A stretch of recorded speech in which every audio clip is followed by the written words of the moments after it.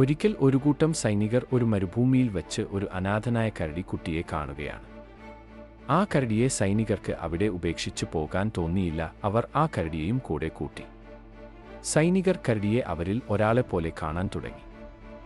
അവർ ഭക്ഷണവും പാലുമൊക്കെ നൽകി അവനെ വളർത്തി. അങ്ങനെ അവനെ സൈനികർ അവർക്കിടയിലെ ഒരു ഉദ്യോഗസ്ഥനെപ്പോലെ കാണാൻ തുടങ്ങി. അവർ പോകുന്ന യുദ്ധങ്ങളിലൊക്കെ കരടിയെയും കൂടെ കൂട്ടി. പറഞ്ഞു വരുന്നത് വോയ്ടെക് എന്ന സൈനിക കരടിയെക്കുറിച്ചാണ്.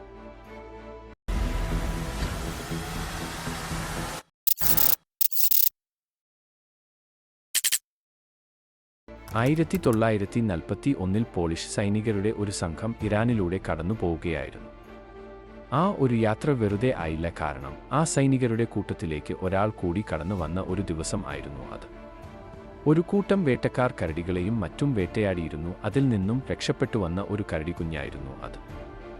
തൻ്റെ അമ്മയെ വേട്ടക്കാർ കൊന്നതോടെ ആ കരടി ആ മരുഭൂമിയിൽ ഒറ്റക്കായിരുന്നു.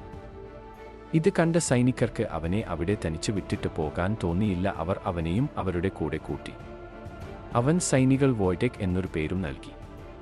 ആ പേരിൻ്റെ അർത്ഥം സന്തോഷവാനായ പോരാളി എന്നായിരുന്നു. തൻ്റെ കൂടെ ഉള്ളവരും അമ്മയും നഷ്ടപ്പെട്ട കരടിക്ക് അവരോടൊപ്പം ചേർന്നത് വളരെ ആശ്വാസമായിരുന്നു. വൈകാതെ അവർ അവനെ 22 മദ ആർട്ടിലറി സപ്ലൈ കമ്പനിക്കൊപ്പം ചേർത്തു. അങ്ങനെ അവർ വോയ്ടെക്കിനെ ഔദ്യോഗികമായി ദത്തെടുത്തു. സൈനികർക്കെല്ലാവർക്കും അത്രമേൽ പ്രിയപ്പെട്ടവൻ ആയി മാറി. വോയ്ടെക് ഒരു കുഞ്ഞിനെ പോലെ തന്നെയായിരുന്നു സൈനികർക്ക്. ഒരു കുപ്പിയിൽ അവർ ആ കരടിക്കുഞ്ഞിന് പാൽ നൽകി ഒരു കുഞ്ഞിന് നൽകും പോലെ.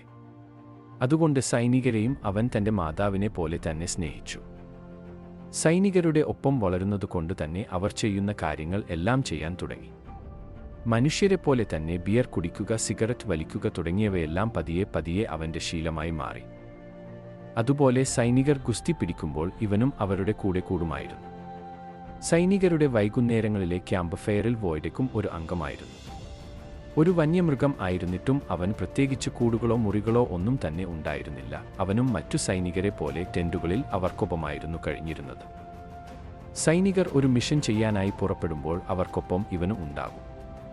പക്ഷേ 1942 ഈ പോളിഷ് സൈന്യം ബ്രിട്ടീഷ് 8ാമത് ആർമിയുമായി ലയിപ്പിച്ചു. പക്ഷേ അതിൽ വലിയൊരു പ്രശ്നം ഉണ്ടായിരുന്നു. ബ്രിട്ടീഷ് ഹൈക്കമാൻഡ് അവരുടെ സൈനിക ക്യാമ്പിലേക്ക് ഒരു മൃഗത്തെയും അനുവദിച്ചിരുന്നില്ല. ആ ഒരു നിയമം വോയ്ടെക്കിൻ്റെ കാര്യത്തിൽ പ്രശ്നം ആവുമെന്ന് ഉറപ്പായി. പക്ഷേ അതിനായി അവർ ഒരു മാർഗം കണ്ടുപിടിച്ചിരുന്നു. പോളിഷ് ആർമി വോയ്ടെക്കിനെ ഔദ്യോഗികമായി തങ്ങളുടെ റാങ്കുകളിൽ ഉൾപ്പെടുത്തി. പ്രൈവറ്റ് റാങ്കിലാണ് അവൻ ഉൾപ്പെട്ടത്. അങ്ങനെ അവൻ പൂർണ്ണമായും സൈനികരിൽ ഒരാളായി മാറി. അങ്ങനെ ഒരിക്കൽ ബാറ്റിൽ ഓഫ് മോണ്ടെ കാസിനോ എന്ന യുദ്ധത്തിൽ പോളിഷ് സൈനികരും ഉൾപ്പെട്ടിരുന്നു. ആ യുദ്ധത്തിൽ വളരെ മികച്ച പ്രകടനമായിരുന്നു വോയ്ടെക്കിൻ്റേത്.